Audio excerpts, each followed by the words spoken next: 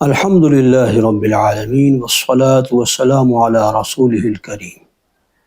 ناظرین محترم، دل و دماغ کے قرآنی تصور تک پہنچنے کے لیے 3 سطحوں پر مشتمل گہرائی میں جا کر ہمیں غور کرنا پڑے گا۔ لیکن اس سے پہلے یہ حقیقت سمجھ لیں کہ ہمارا وجود ایک مرکب وجود ہے۔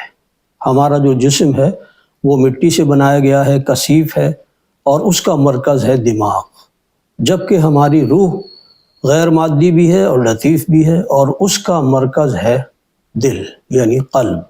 قرآن حکیم نے قلب کا لفظ استعمال کیا جس کی جمع قلوب ہے، اور فؤاد کا لفظ استعمال کیا جس کی جمع افئدہ ہے۔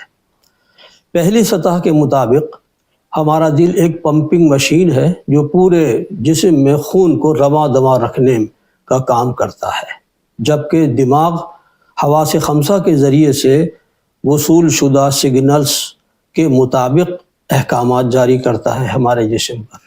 یہ پہلی سطح ہے۔ دوسری سطح کے مطابق دل جو ہے وہ امنگوں، آرزوؤں کا مرکز ہے، اور دماغ اس کو کنٹرول کرتا ہے۔ اسی حقیقت کی طرف علامہ اقبال نے اشارہ فرمایا کہ اچھا ہے دل کے ساتھ رہے پاسبان عقل، لیکن کبھی کبھی اسے تنہا بھی چھوڑ دے۔ تیسری سطح جو ہمیں قرآن بتلاتا ہے وہ یہ کہ دل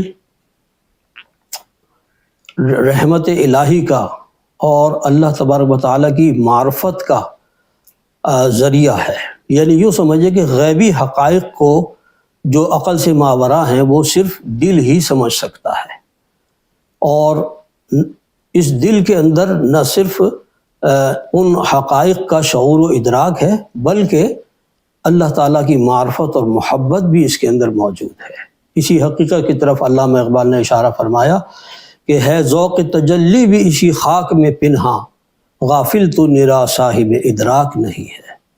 چنانچہ قرآن حکیم ہمیں بتلاتا ہے کہ وحی کا نزول قلب پر کیا گیا ہے، دماغ پر نہیں۔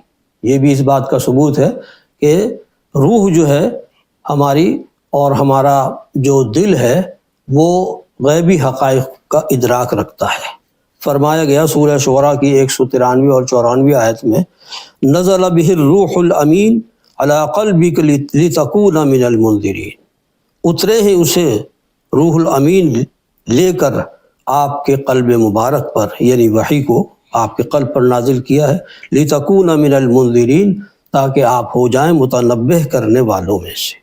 اسی طریقے سے فرمایا کہ ایمان کا جو محل ہے وہ بھی قلب ہے۔ وَلَكِنَّ اللَّهَ حَبَّبَ إِلَيْكُمُ الْإِيمَانَ وَزَيَّنَهُ فِي قُلُوبِكُمْ، سورہ الحجرات کی آیت نمبر 7۔ بلکہ اللہ تعالیٰ نے تمہارے نزدیک نہ صرف ایمان کو محبوب بنا دیا ہے بلکہ اس کو تمہارے دلوں میں مزین فرما دیا ہے۔ واضح رہے کہ دیکھیے ایمان کا محل بھی قلب بتلایا جا رہا ہے۔ اسی طرح فرمایا سورہ الاعراف کی 179 آیت میں، لہم قلوب لا یفقہون بہا، ان کے دل ہیں مگر وہ اس سے سوچتے نہیں، وہ اس سے سمجھتے نہیں۔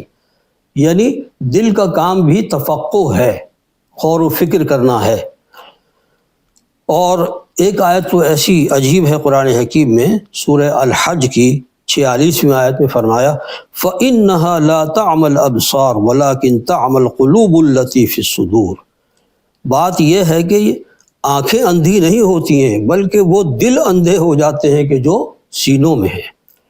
اس سے پتہ چلا کہ قلب جو ہے وہ بہت ہی زبردست ذریعہ ہے معرفت الہی کا۔ نبی کریم صلی اللہ علیہ وسلم کی متفق علیہ روایت ہے کہ فرمایا کہ انسان کے جسم میں ایک لوتھڑا ہے، اگر وہ درست ہوگا تو پورا جسم درست رہے گا، اور اگر وہ خراب ہو گیا تو پورا جسم خراب ہو جائے گا۔ اور وہ ٹکڑا کون سا ہے؟ الا وہی القلب، آگاہ ہو جاؤ کہ وہ دل ہے۔ دل ہے وہ عضو کہ جو اگر درست ہوگا تو پورا جسم درست ہوگا۔ اس تیسرے مرحلے پر، تیسری سطح پر عقل جو ہے وہ بالکل حیران اور ششدر نظر آتی ہے، اور علامہ اقبال فرماتے ہیں کہ گزر جا عقل سے آگے کہ یہ نور چراغ راہ ہے منزل نہیں ہے۔